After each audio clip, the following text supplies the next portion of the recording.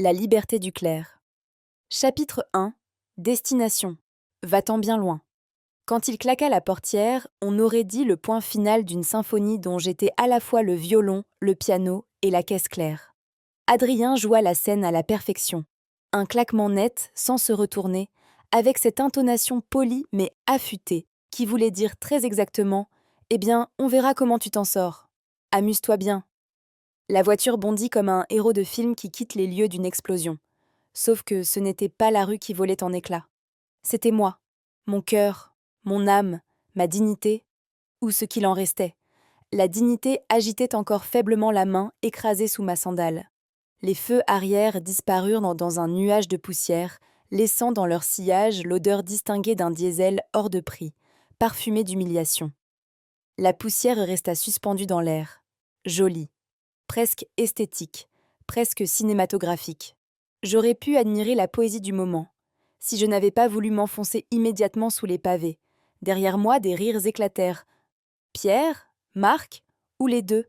Le rire, à ce moment précis, c'était comme une fissure dans une vitrine. À première vue, tout tient encore. Mais si tu touches, tout se désintègre. Je ne me retournai pas. Pas la force. Ce n'était pas juste un son. C'était un diagnostic. Et le pronostic n'était pas bon pour moi. Je restais planté là, comme quelqu'un qui vient de réaliser que la carte qu'il suivait ne menait pas au trésor, mais droit dans un précipice. Mes jambes étaient molles, mes bras ballants. À l'intérieur, un tambour ou peut-être le grondement d'un métro lancé à pleine vitesse à travers ma cage thoracique. Je croyais, bêtement, qu'avec la bonne intonation, douce, sans reproche, légèrement tremblante, la voiture s'arrêterait. Il descendrait. Il reviendrait vers moi, comme dans une comédie romantique bon marché. Il m'enlacerait. On aurait une musique, des violons, ou au moins un peu de poussière dans un air de mélancolie toscane. Mais non, la voiture ne revint pas. Personne ne revint. Sauf moi. Moi, dans mes souvenirs idiotes, datés, abonnés à vie. Le soir italien sentait la poussière et la fatigue légère. Un parfum de fin de journée, presque un conseil. Rentre chez toi, Bella. Ici, on a des couchers de soleil, du basilic frais et des touristes heureux. Ton chagrin, c'est comme du citron dans un cappuccino. Déplacé. Quelque part, un volet de bois claqua. Sec, précis. Les Italiens ferment leurs fenêtres comme on tourne une page.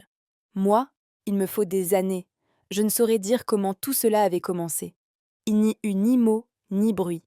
Juste une ombre, silencieuse, qui s'était installée à l'intérieur.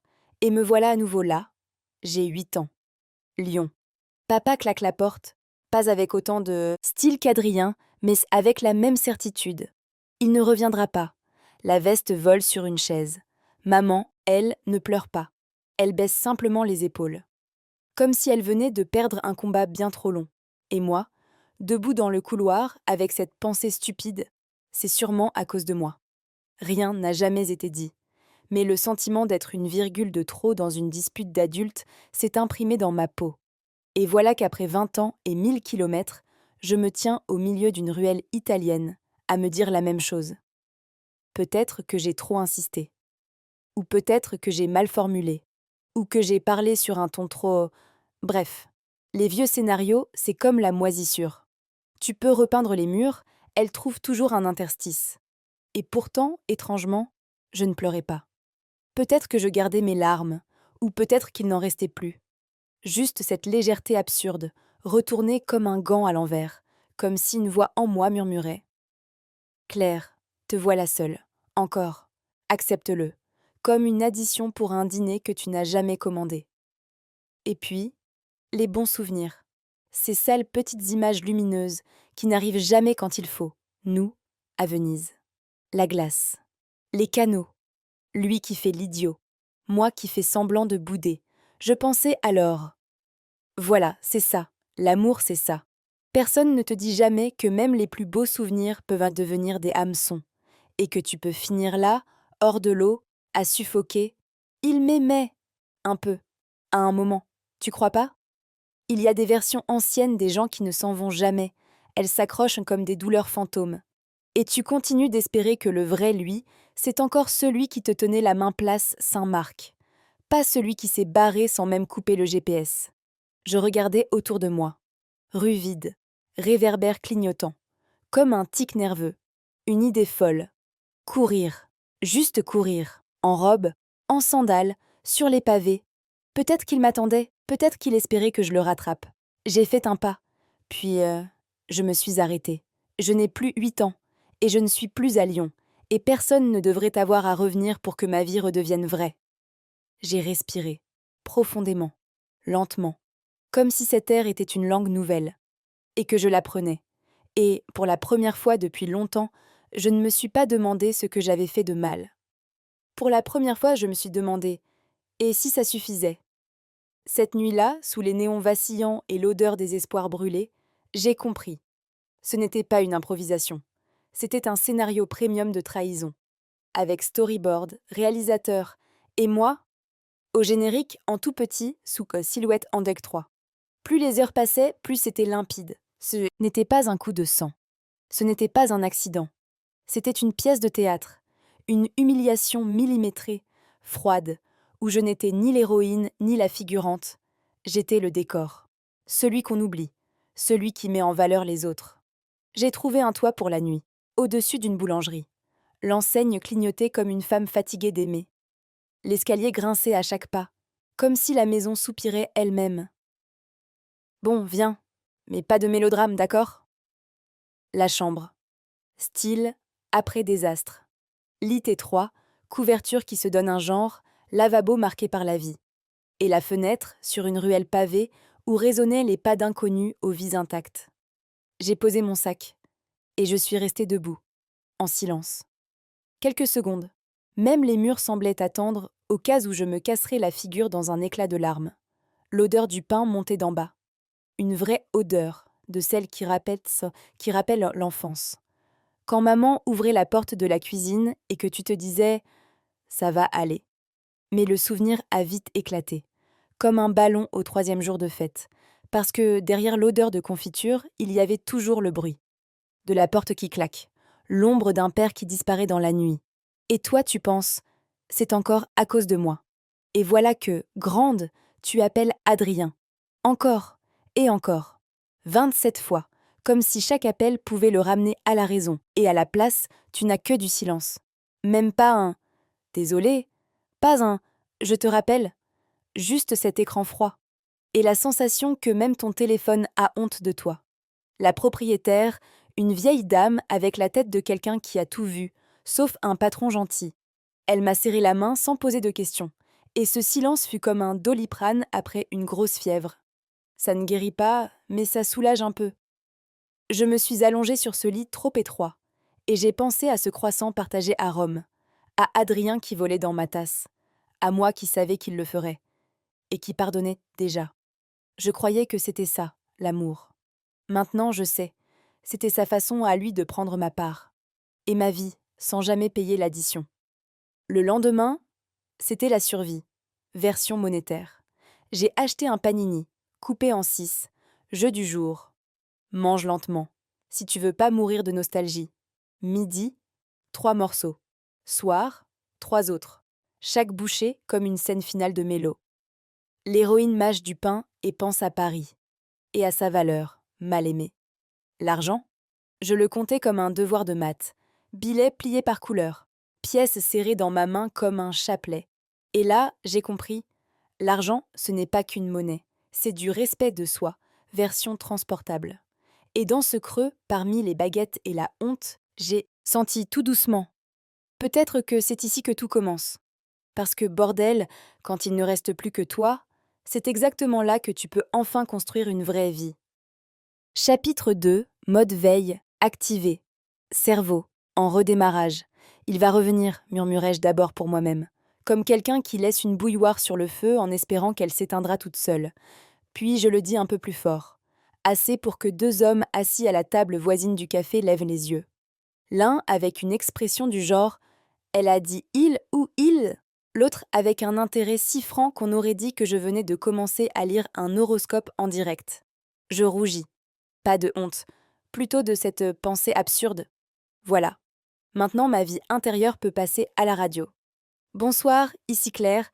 Et oui, je crois toujours au miracle, malgré l'absence totale de magicien. Je restais immobile, comme ces vieux ordinateurs qui, quand ils se figent, font semblant de réfléchir pour sauver les apparences. Le temps, lui, ne passait plus. Non, il hésitait, se figeait, puis rampait, puis semblait décidé. Aujourd'hui, on va mourir très lentement sur ce trottoir. L'horloge au-dessus du café, vieille, obstinée, répétait « Tu ne deviens pas folle. C'est plutôt tout le reste qui part en vrille, y compris les aiguilles. » Je regardais chaque mouvement de la trotteuse comme s'il s'agissait du métronome de ma patience, et chaque tic résonnait comme une moquerie. Il va revenir d'une minute à l'autre, d'une minute à l'autre. Là, non, je plaisante. Les minutes s'étiraient comme un chewing-gum collé à une semelle. Elles se prenaient à ma robe, à ma peau, à mon estime de moi, et tiraient vers le bas. Au bout d'une heure, je me sentais 5 ans plus vieille. Au bout d'une heure et demie, j'approchais déjà l'âge de la boulangère d'en face. Elle avait un tablier formidable, et cet air de femme qui ne perd jamais son temps avec quelqu'un qui ne mérite pas son levain. La lumière baissait doucement, comme si quelqu'un gommait la rue. Et moi avec. Les réverbères s'allumaient l'un après l'autre, comme des bougies sur un gâteau sans fête. Leurs halos jaunes ressemblaient à de petites scènes, sauf que j'étais l'actrice sans rôle, debout, comme à 8 ans, devant la fenêtre, à Lyon. Papa est parti, maman se tait. Et moi, coupable. Flashback offert, sans option, passé l'intro. 20 ans plus tard, plusieurs frontières plus loin, je répétais encore ce même rituel absurde. Attendre. Cette fois devant un café italien. Et toujours ce même espoir idiot. Peut-être qu'en restant un peu plus, quelque chose changera. La mémoire a ce talent cruel. Pendant que je restais là, à me faire traverser par tous les courants d'air de Toscane, elle me lança une compilation. Adrien, sur un quai de gare, qui rit, qui court, bras ouverts, comme s'il disait « C'est toujours toi que je choisis ». Adrien dans une librairie, qui fait semblant d'être vexé. Puis, m'embrasse comme si je revenais de l'espace sans scaphandre mais avec une baguette. Et moi, spectatrice d'un film qui semblait magnifique. Jusqu'à ce que j'apprenne que le scénario avait été écrit par un psy spécialisé en traumatisme. Cet Adrien-là n'existe plus. Celui d'aujourd'hui, c'est la version 2.0, disparue sans explication.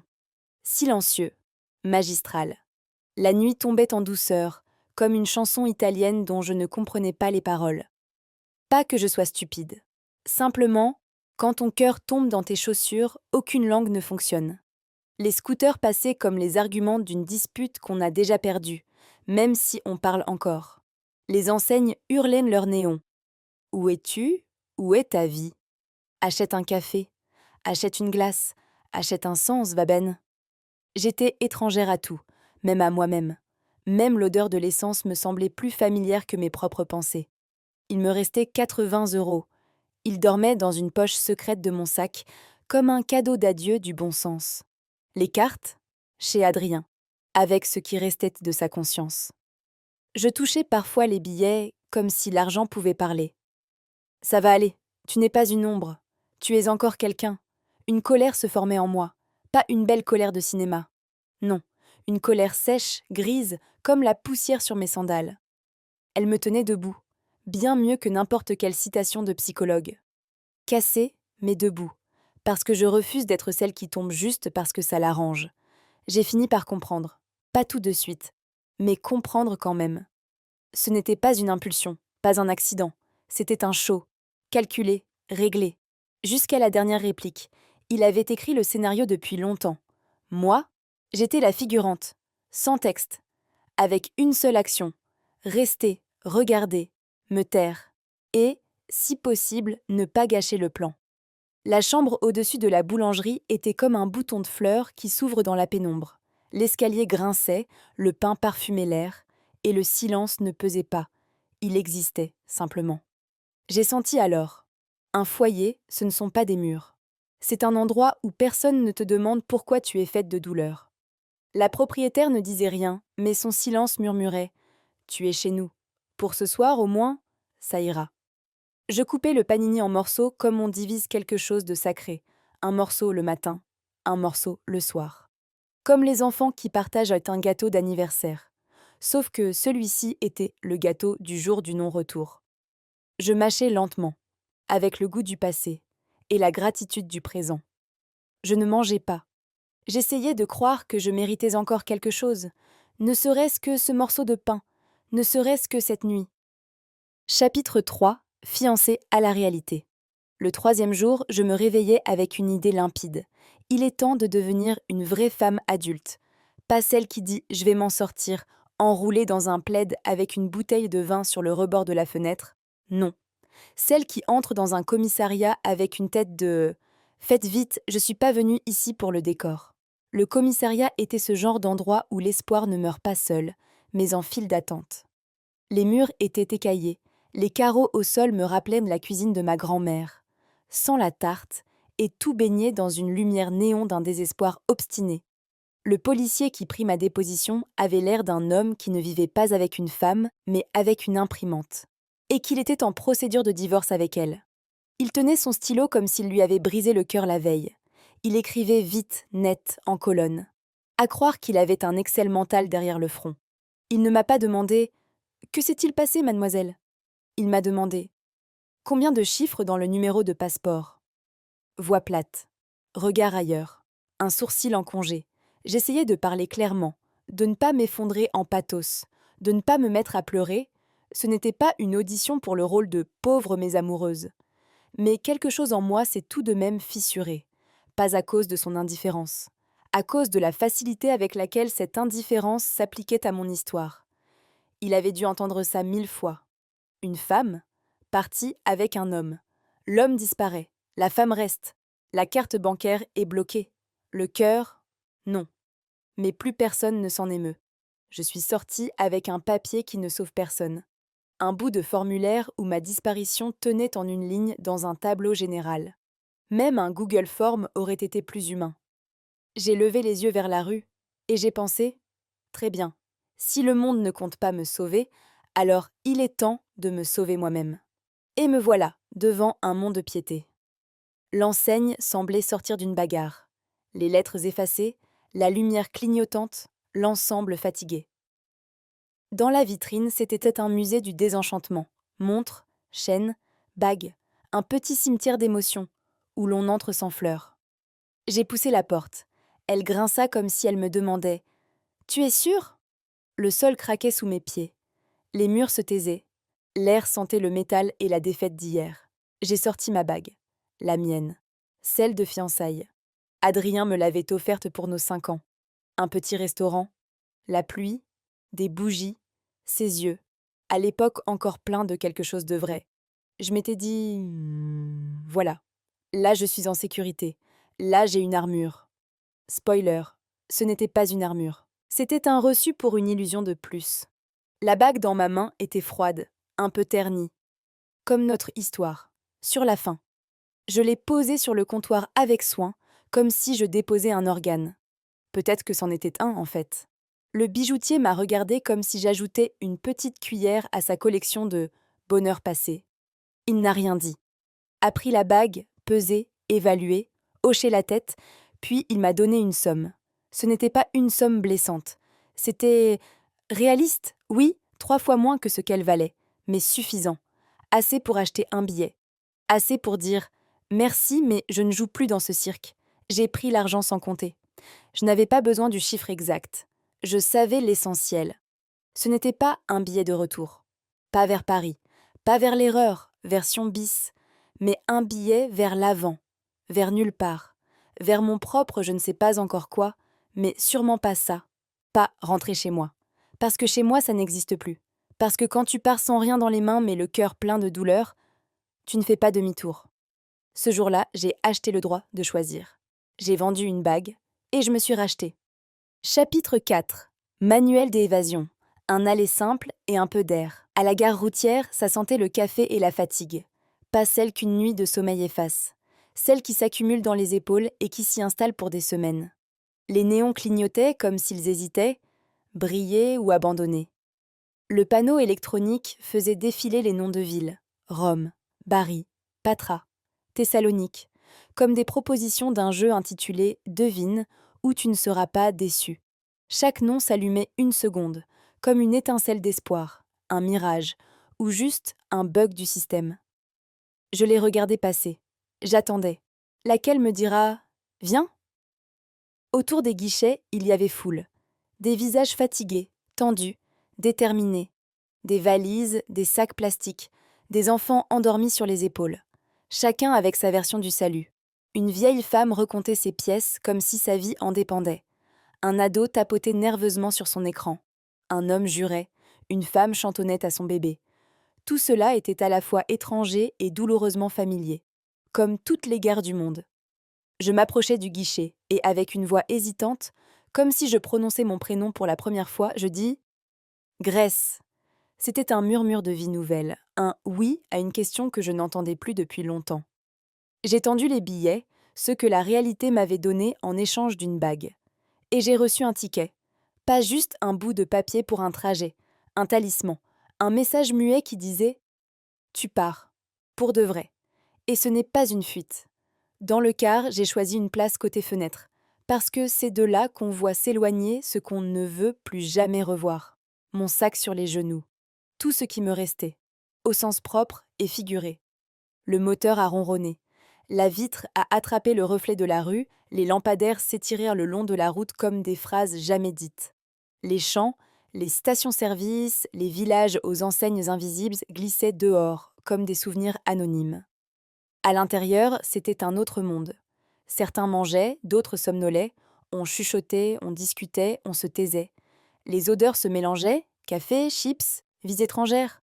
Et moi, entre deux, entre celle que j'étais et celle que j'allais peut-être devenir. Une femme dont la voix, enfin, n'était plus recouverte par la sienne.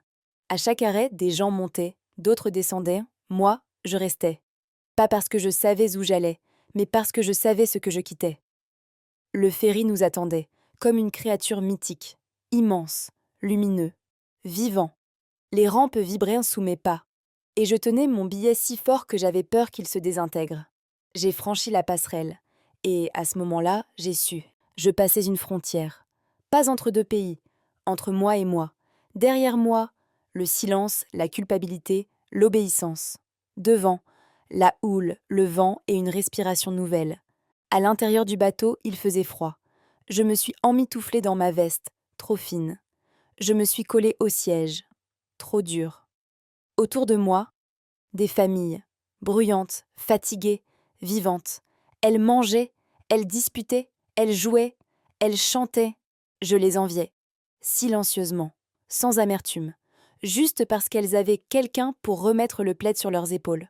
Moi, j'avais mon sac, moi, et l'air. Je n'ai presque pas dormi. Parfois, le bruit de l'eau ressemblait à une berceuse, mais le sommeil glissait toujours entre mes pensées. Je regardais le plafond, l'obscurité, moi-même, et je me disais, encore et encore, je vais là où je ne suis jamais allée, et peut-être qu'enfin, là-bas, je m'entendrai. À l'aube, j'ai vu la terre, des maisons blanches accrochées aux falaises, des volets bleus, des cheminées fumantes, comme une carte postale mais réelle. Le soleil touchait les toits comme un peintre qui pose la lumière avec précaution. Et mon téléphone, il vibra brièvement, clignota, puis s'éteignit. Aucun message, aucun appel manqué, ni pardon, ni « tu es où ?» Juste le silence. Et la liberté. J'ai expiré, longuement. Mon premier vrai souffle depuis longtemps. La faim me poussa à avancer. Je marchais sur les pierres, glissant sur le sel, écoutant les cris des mouettes, le crissement des cordages. La vie, la vraie, celle des autres, m'entourait. Et moi, j'en faisais partie. Pas tout à fait solide, mais plus invisible. Le soir venu, quand la mer devint rose et le ciel couleur cuivre, je me suis tenue au bord du quai et j'ai pensé « Je ne sais rien de l'avenir, mais je suis là, et c'est suffisant. » Adrien avait voulu me garder par la peur, mais sans le vouloir, il m'avait offert ce qu'il ne posséderait jamais, la capacité de partir. Chapitre 5. 7 cuillères de soupe et une raison de rester. Le 3e jour, mes jambes ont dit « Stop », sans préavis, grève totale.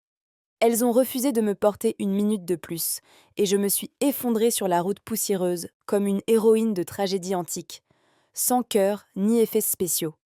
Un petit nuage de poussière s'est levé, sec, agressif. Il m'a brûlé la gorge, collée à la peau moite. Le sol sous mes mains était brûlant, comme une poêle. le soleil impitoyable, comme un ex en mode ne pas déranger. Les oliviers tordus s'élevaient vers le ciel comme des philosophes fatigués qui avaient tout vu et qui avaient renoncé à intervenir. Dans mes oreilles, un bourdonnement de vieux frigos. L'air s'épaississait. Puis, le noir. Silence, le vide. Quand j'ai repris conscience, ce fut flou. Le monde revint comme une vieille photo, passée au soleil. La première chose que j'ai vue, un visage, ridé, hâlé, comme du parchemin. Mais les yeux, clairs, vifs, comme une source d'eau pure. « Hélénie, dit-elle. » Hélène ne demanda rien, ne proposa rien. Elle posa simplement son prénom comme un oreiller sous ma nuque. Derrière elle, une silhouette, grand, solide, avec des mains qui semblaient parler la langue de la terre. Nikos. Il ne dit rien. Il posa juste la main sur l'épaule d'Hélénie. Et c'était suffisant. Ils parlaient entre eux, vite, dans leur langue. Pour moi, ce n'étaient pas des mots, mais des sons. Des petits galets qui roulent dans un lit de rivière. Mais j'y entendais tout. Le soin, la patience, la paix, puis des mains qui m'ont soulevée, rudes, calleuses, mais douces. Ils m'ont guidée, lentement, pas à pas. Et moi, je les suivais. Ou plutôt, je flottais entre eux, comme un colis perdu qu'on avait décidé de ne pas jeter à la mer. La ferme est apparue d'un coup, des murs chaulés, un toit rouge, comme une orange d'août. La barrière grinçait comme une grand-mère qui soupire. Dans la cour, des poules, une chèvre, de la poussière, les odeurs, thym, foin, pierre chaude, l'air, dense, mûr, comme un vin épais, avec des notes d'histoires anciennes. La maison, simple, carrée, honnête, ce n'était pas une maison, c'était un refuge. La cuisine était fraîche.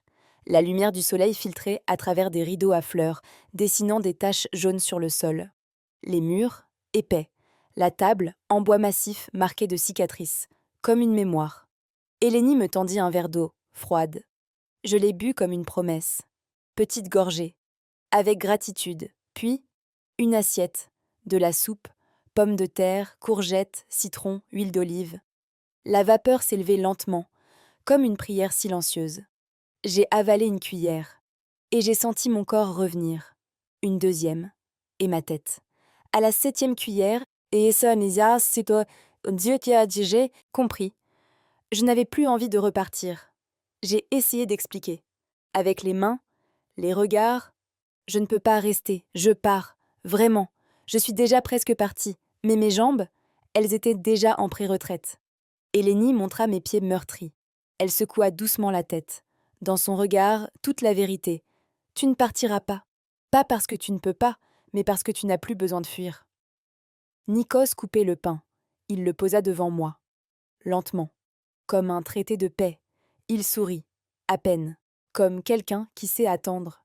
Et alors, Hélénie dit « Sté », un mot, simple, anglais, avec un accent grec, et une force que je n'avais jamais trouvée dans toutes mes tentatives pour me faire comprendre. Et je suis restée. Pas parce que je ne pouvais pas marcher, mais parce que, pour la première fois depuis longtemps, je n'en avais plus envie. Parce que dans leurs yeux, dans leur silence, dans leur soupe, il y avait une place, pour moi. Chapitre 6. Quand les mains reviennent à la vie. Et les cœurs, un peu plus tard. Le matin chez Hélénie ne commençait pas avec des mots. Il commençait avec la lumière. Les volets grinçaient doucement en s'ouvrant, comme si la maison elle-même s'étirait après une bonne nuit, et des bandes dorées de soleil glissaient sur le sol, comme un rideau de théâtre qui se lève sur le premier acte. La cuisine se remplissait de l'odeur du pain. Pas encore cuit, mais déjà prometteur. Et du café, fort, amer, comme une conversation sur le passé qu'on ne prononce jamais, mais que tout le monde ressent. Nikos le préparait dans une vieille cafetière rayée, dirigeant sa propre symphonie matinale. Le sifflement de l'eau, le frottement du couteau sur le bois, le rythme calme des pas. Ce café n'était pas une boisson. C'était une certitude. La journée commence, donc tout suit son cours. J'apprenais, lentement, à tâtons. Ramasser les œufs encore tièdes, doucement, comme si je portais la confiance d'un autre. Étendre le linge. Il claquait au vent comme les voiles de bateau que je n'ai jamais pris. Reconnaître le thym de la Tanésie, la bardane du basilic, un monde entier où les feuilles savaient bien plus que moi. Les doigts me brûlaient. Les paumes tiraient. Je m'énervais contre moi-même, d'avoir un corps devenu étranger, vexé d'être réveillé trop brusquement. Mais chaque soir, Hélénie apportait un petit pot, une pommade faite de cire et de plantes. Elle prenait mes mains, sans un mot, et massait, en silence, comme si elle savait. C'est ainsi qu'on l'avait apaisée, un jour. Un jour, en traversant la grande pièce, j'ai vu une photo, ancienne, un peu fanée, un cadre bancal, comme un sourire trop longtemps retenu. Sur l'image, Nikos, jeune, le dos droit avec fierté, et Hélénie, rayonnante, la main posée sur son ventre. Ils regardaient l'objectif comme ceux qui ne savent pas encore que le temps peut tout reprendre. En arrière-plan, les mêmes oliviers. Mais il y avait plus de lumière, et moins d'ombre. Je n'ai rien demandé. Dans cette maison, on ne posait pas de questions. On les laissait s'envoler, comme des oiseaux. Et s'ils voulaient, ils revenaient. À partir de ce jour, je les ai vus autrement. Comment ils posaient la nourriture devant moi. Non par politesse, mais comme si j'étais quelque chose de précieux, de fragile, à préserver. Comment Nikos corrigeait mes gestes, sans agacement, avec une lenteur pleine de douceur, qu'aucun manuel n'enseigne. Comment Hélénie enveloppait mes poignets dans une bande, comme si elle ne soignait pas la peau, mais quelque chose de bien plus profond. Et là, j'ai compris. Leur tendresse n'était pas qu'une gentillesse, c'était de la mémoire. C'était une douleur sans nom, qui s'exprimait dans chaque mouvement. À travers moi, ils touchaient peut-être quelqu'un qu'ils ne reverraient jamais. Et c'est peut-être dans cette ombre qu'ils m'ont offert ce qui m'avait manqué toute ma vie, un accueil, sans explication. Chapitre 7. Du sel sur les doigts et un goût qu'on n'oublie jamais. Nikos m'apprenait à peigner les olives. C'est ainsi qu'il disait, peigner, pas ramasser. Le mot sonnait étrange, comme si l'arbre était la tête d'un enfant, et les branches, ses boucles indisciplinées. Mais dès que j'ai essayé, tout est devenu limpide. Il montrait le geste, lent, attentif. Un peigne en bois glissait doucement sur les rameaux, et si le mouvement était juste, les fruits tombaient d'eux-mêmes. Sinon, les branches se cassaient. J'écoutais ce froissement comme de la musique. Chuchotement, craquement, chuchotement, pause, chuchotement, fruits qui tombent dans la corbeille. Ce n'était pas un simple travail. C'était une lettre écrite à l'arbre. Et l'arbre répondait. Les mains de Nikos, rugueuses, brûlées par le soleil, mais chaudes. Il guidait les miennes sans jamais s'imposer. Comme un père qui apprend à sa fille à nager, sans parole, juste en soutenant. Il sentait la terre, la peau, l'huile d'olive. Je me disais que s'il quittait le champ, les arbres se tairaient, il faisait partie d'eux. Les olives tombaient dans les paniers comme de petites gouttes d'encre noire. L'air avait un parfum âpre, presque métallique. Et même le soir, après m'être lavé les mains, je sentais encore sur mes doigts le sel, l'huile, cette lourdeur silencieuse. Comme si l'arbre avait laissé sur moi sa signature. Le soir venu, le pain. Hélénie pétrissait la pâte comme si elle invoquait la pluie, sans balance, sans mesure. Une poignée, c'était exactement la bonne quantité. Une pincée de sel, ni plus ni moins. Une goutte d'huile, pas en millilitres, mais en intuition. Elle répétait « La pâte te le dit quand elle est prête ». Au début, je riais. Puis j'ai compris « Oui, elle parle ». Sous mes paumes, je sentais la pâte s'éveiller. D'abord résistante, puis soumise, puis soudain palpitante, comme vivante. C'était une conversation. Sans mots, mais terriblement intime. Quand le saladier était recouvert d'un linge blanc et que la pâte commençait à gonfler, la maison se plongeait dans une forme de silence rituel. Hélénie s'asseyait à côté. Elle ne parlait pas. Elle attendait. Et moi, j'attendais avec elle. Dans ce silence, il y avait plus de réconfort que dans 100 phrases bien tournées. Le dîner n'était pas une fête, c'était un sens. Le fromage, un peu fondu par le soleil, les tomates, pas rouges, mais ardentes, les olives, amères, fripées, comme le visage des arbres, le vin, simple, limpide, brûlant, et le pain, celui-là, chaud, rugueux, avec cette croûte impossible à laisser de côté. On ne mangeait pas autour d'une table, on mangeait dans le moment, parfois assis sur une pierre, parfois sur une planche clouée en banc, dont les fissures sentaient que le pain. Il parlait en grec. Je ne comprenais pas les mots. Mais j'entendais autre chose. Quand la voix d'Hélénie devenait plus douce, Nikos se penchait vers elle. Quand il grognait, elle plissait les yeux. Et moi, je souriais avec eux, sans connaître la raison. Mais en sachant, ici, on ne ment pas. Dans cette simplicité, j'ai redécouvert la vie. Pas comme un projet, pas comme un objectif, mais comme un goût. La morsure du vin, le sel sur les doigts, après une journée dans les champs. Ici, je n'étais personne, et pourtant pleinement moi-même. Ici, personne ne me demandait d'être forte, belle ou parfaite. Je pouvais être chaude, fatiguée, silencieuse, et c'était suffisant. Ce soir-là, en rompant un morceau de pain, j'ai compris. Le monde ne s'était pas effondré. C'est juste que, jusque-là, je m'étais assise à la mauvaise table. Chapitre 8. Une pièce, de la lavande et les couleurs de la liberté. Un jour, tous les trois, nous sommes descendus sur la place du village. C'était jour de marché. Les murs chaulés brillaient sous le soleil. L'air vibrait de rires, de cris, d'odeurs. Le parfum du pain frais se mêlait à celui, plus vif, des herbes, thym, origan, qui s'échappaient des sachets en papier craft. Les étals formaient une mosaïque vivante. Citrons jaunes, tomates écarlates, guirlandes de piments séchés suspendus comme des flammes. Un peu plus loin, des fromages ronds, blancs ou veinés de bleu, diffusaient une odeur piquante qui faisait ralentir les passants. Nous avons installé notre petite table improvisée. Bouteilles d'huile dorée et savon parfumé à la lavande. Le verre captait la lumière. Les gens s'arrêtaient, respiraient, touchaient, interrogeaient en Nikos avec cette curiosité bienveillante qu'on ne trouve que dans les villages. Chaque vente semblait modeste, une poignée de pièces, un billet froissé. Mais dans ces gestes simples, il y avait une noblesse que je n'avais jamais ressentie dans les salons bien peignés de Paris. Un vieux monsieur leva une bouteille à la lumière, hocha la tête et murmura, satisfait. Une femme me demanda d'où venait la lavande, et j'ai répondu maladroitement, dans mon grec cassé. Hélénie m'a souri, comme pour me pousser doucement vers l'avant. À chaque tentative, je reprenais un peu d'espace, je regagnais mon droit à exister ici, à ma façon. Le temps a filé.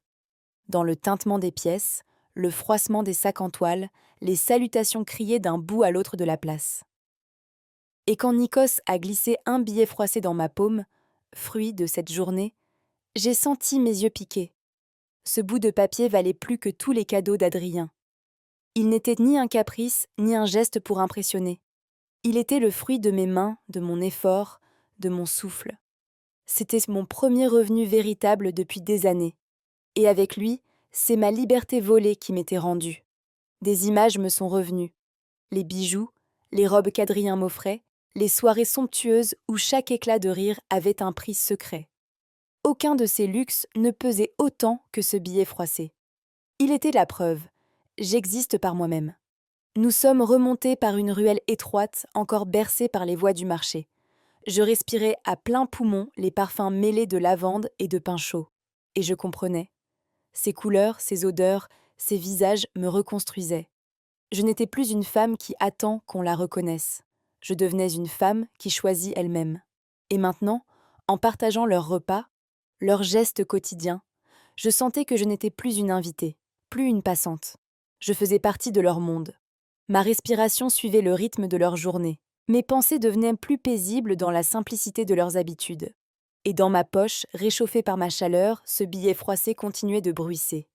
Petite clochette discrète d'une vie nouvelle. Chapitre 9. Contrat, épines et billets sans retour. Les mois passèrent. Mon corps et mon âme s'étaient habitués au nouveau rythme, comme une vieille horloge qu'on remonte doucement. Pas de tintement inutile, aucun artifice. Je lisais désormais la terre comme un livre, sans chapitres compliqués ni intrigues tragiques. Mes mains connaissaient le poids exact d'un panier rempli d'olives, la rugosité des cordes qui maintiennent dans les branches, la brûlure discrète du soleil sur ma nuque, merci, indice SPF, 0, et cette patience nouvelle. Attendre que la pâte lève, que le filet d'huile dore dans la bouteille, que les cigales chantent non pas « la journée est finie », mais « elle touche presque à sa fin ». Le marché n'était plus pour moi un lieu étranger. Au début, on me regardait comme une intruse. C'est qui celle-là avec son bidon sous le bras ? Puis on a commencé à m'appeler par mon prénom, et ce fut un choc doux. La reconnaissance n'avait rien à voir avec une bague ou une photo dans un salon parisien. La reconnaissance vient quand tu fais, tout simplement. Un soir, Je suis rentrée les bras chargés de provisions, et une idée m'a traversé le visage. Oui, hymne Litsong Kakvspushka. Paris, tu étais jolie, mais tu étais un décor de théâtre. Ces soirées avec Adrien où il me regardait comme si j'étais unique. Unique comme une nuance parfaite de vernis. Et maintenant, j'étais devenue quelqu'un qui sait le prix des pommes de terre, du pain et de l'air qui ne demande aucun applaudissement. Et puis, une lettre, 3 phrases, sèches. Je sais où tu es, j'arrive, je viens te chercher. Pas de bonjour, pas de sourire, même pas un je t'aime. Juste un ordre efficace. Bouge pas, j'arrive. Dans la cuisine, la farine resta suspendue dans l'air, comme un ancien souvenir, un de ceux que j'avais déjà cessé de porter. Elle retomba doucement, me rappelant que, pour toujours, est un bagage bien trop lourd. 3 nuits, je dormis à peine. Mes rêves étaient un film mal doublé, angoisse, bruit de moteur, aiguilles et d'horloge qui n'en avaient rien à faire. Le vent derrière les volets murmurait. Il est proche. La route, elle, semblait me dire « Souviens-toi, tu n'es plus une petite fille. » Et moi je me taisais, parce que la peur devient muette quand on a trop crié avant. Il finit par arriver. La poussière s'éleva sous les roues de sa voiture de location. Chaque rayon de soleil semblait dire « Oui, c'est bien lui, encore lui. » Nikos se redressa, son outil à la main. Pas seulement un fermier, le gardien de ma liberté. Hélénie sortit à son tour, les bras croisés. Une posture solide. J'ai pensé « Voici le champion des retours. » Mais ici, il n'y aurait pas de nouveau round. J'essuyais mes mains sur mon tablier, bien mieux que les paumes moites de mes anciennes attentes. La pâte reposait dans le bol, presque consciente, comme si elle savait que, pour une fois, ce n'était pas elle la priorité, que c'était moi. Adrien sortit de la voiture. Ses pas crissaient sur le gravier. Équation étudiée pour impressionner. Lunettes sombres, chemise impeccable. Il ressemblait à une enseigne citadine égarée au milieu du jasmin et des oliviers. Son parfum, cuir et bois, comme un meuble ancien dont on aurait éteint la lumière. Il dit « Claire, qu'est-ce qu'ils t'ont fait? Tu viens avec moi. » Je souris. Pas un rire. Un constat. Le premier pas, je l'avais déjà fait. Rien. Ils m'ont appris. Le travail, la dignité. Je sortis le contrat, celui qu'Hélénie et Nikos avaient signé avec moi. Une association, un tiers de la ferme à mon nom. Mes mains ne tremblaient pas. Je lui tendis le papier, comme on tend un billet pour son nouveau départ. Il ricana. Un rire vide, comme une enveloppe sans lettres. « Sois sérieuse, tu regretteras. » J'ai revu le lac de Com, sa phrase « Avec moi, tu ne manqueras jamais de rien. » J'y avais cru, et j'avais payé l'entrée pour une fête dont je ne connaissais pas le tarif. Aujourd'hui, je sais, c'est moi qui fixe les prix. Peut-être, mais ce sera mon choix, tu m'as perdu en Italie. Le silence dans la cour était un téléphone éteint. Nikos restait immobile, son outil dans la main. Hélénie observait. Ils étaient des juges, mais du genre qui ne condamne jamais, du genre qui protège le mot « maison ». Je sortis l'enveloppe. Le papier craqua. Les documents de divorce. Son sourire s'effaça. Il ôta ses lunettes. Et dans ses yeux, j'ai vu la vérité. La colère, oui, mais surtout la peur. La peur de perdre le contrôle. La voiture attendait. Le moteur tournait. Dernier souffle d'un récit qui s'achevait. Mais je ne bougeais pas, parce que pour la première fois, je ne pensais pas « où fuir ?» Je pensais « où je veux aller ?» Il tourna les talons, claqua la portière et partit. Il laissa derrière lui la poussière et le bruit du moteur. Je restai debout. Nikos s'approcha. Sa main se posa sur mon épaule. Un geste simple. « Tu as choisi. Tu as tenu bon. » Hélénie hocha la tête. Ici, on respecte ceux qui savent dire non. J'ai fermé cette page et j'ai ouvert la suivante. Chapitre 10. Quand le silence parle plus fort que toutes les portes. Je suis restée longtemps dans la cour sans bouger. Les pierres sous mes sandales gardaient la chaleur du jour. La lumière dorée de midi glissait le long des murs et le vent portait l'odeur des olives et des herbes sèches. Un calme étrange m'envahissait. Je venais de fermer un chapitre qui m'avait longtemps tenue captive. Le silence d'Adrien, ses absences, mes propres concessions.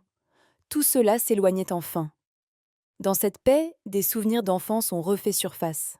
Une porte claquée un soir d'hiver, un cri maternel, des pas qui s'éloignent. Je me revois, debout dans le couloir, persuadée que c'était ma faute. Que s'il était parti, c'est que je n'avais pas su être assez bonne. Depuis ce jour, j'ai oublié comment dire non. J'ai cherché à mériter l'amour, à tout accepter, pourvu qu'on ne m'abandonne pas. Mais aujourd'hui, j'ai fait l'inverse. J'ai laissé partir celui qui me tenait. Et pour la première fois, je n'ai pas ressenti de solitude. J'ai ressenti la liberté. Le soir, au café du village, les regards étaient plus attentifs, presque bienveillants. On m'a servi un verre de vin sans même me demander. Personne n'a posé de questions, mais tout le monde savait. Ici, les nouvelles ne se transmettent pas par les mots. Elles passent dans la façon dont on pose une tasse, dans un geste bref de la main. La serveuse m'a souri d'un air complice, et dans ce sourire, il y avait plus de lien que dans 1000 toasts mondains. À la table voisine, un vieil homme a soulevé légèrement son chapeau en croisant mon regard. Un peu plus loin, un enfant m'a tendu une poignée d'olives, comme s'il disait « Maintenant, tu fais partie des nôtres ». Ces petits gestes m'ont touché bien plus que tous les applaudissements que j'avais connus dans mes vies d'avant. En rentrant chez moi, sous une voûte d'étoiles, j'ai compris. Je n'étais plus une étrangère. Le village, d'abord méfiant, puis accueillant, m'avait adoptée. En silence. Et ce mot, dignité, appris entre la poussière de la cour et la chaleur du pain, était devenu mon trésor le plus précieux, celui que plus personne ne pourrait me retirer. Je vous parle ce soir sans artifice, comme on se parle en cuisine tard dans la nuit, quand une tasse de thé réchauffe les mains et que la nuit rend les mots plus honnêtes que le jour. Je n'ai pas envie de convaincre, encore moins de paraître plus forte que je ne le suis. Je vous ouvre juste la porte de mon histoire. Peut-être qu'elle fera écho à la vôtre. J'ai traversé la poussière des routes, les silences glacés du mariage, les regards qui jugent sans chercher à comprendre. J'ai attendu pendant des heures, parfois des jours, celui qui ne venait pas. J'ai cru être perdue, et pourtant, je suis là, entière. Même si parfois, mes cicatrices parlent plus fort que mes victoires. On m'a dit que l'abandon était une fin. J'ai grandi avec cette idée ancrée dans le cœur, depuis ce soir où la porte s'est refermée sur mon père et où j'ai cru que tout était de ma faute. Pendant des années, j'ai confondu amour et supplication. Je suis restée quand j'aurais dû partir. Je me suis tue quand il fallait parler. Je pensais que, pour ne pas être abandonnée, il fallait tout accepter. Mais j'ai appris que l'abandon peut aussi être un commencement. Adrien croyait que son silence, ses absences, sa colère déguisée en tendresse me feraient taire. Mais en disparaissant, il m'a laissé un vide dans lequel j'ai enfin pu m'écouter. Au début, ma voix était timide, brisée, celle d'une enfant qu'on a trop souvent interrompue. Puis elle s'est faite plus claire, plus solide, comme un tissu qu'on recoue avec patience. Ce que j'ai trouvé dans cette ferme, où le vent circule librement, auprès d'Hélénie et de Nikos, n'était pas un refuge. Ce n'était pas un abri contre la peur. C'était une preuve, celle que nous avons le droit de nous relever, de recommencer, même quand tout semble fini. Dans leurs gestes simples, un verre d'eau, une assiette de soupe, une main posée sur la mienne, il y avait plus de vérité que dans toutes les promesses que j'ai un jour reçues. Et si je vous raconte cela aujourd'hui, ce n'est pas pour glorifier ma force, c'est pour vous tendre un miroir.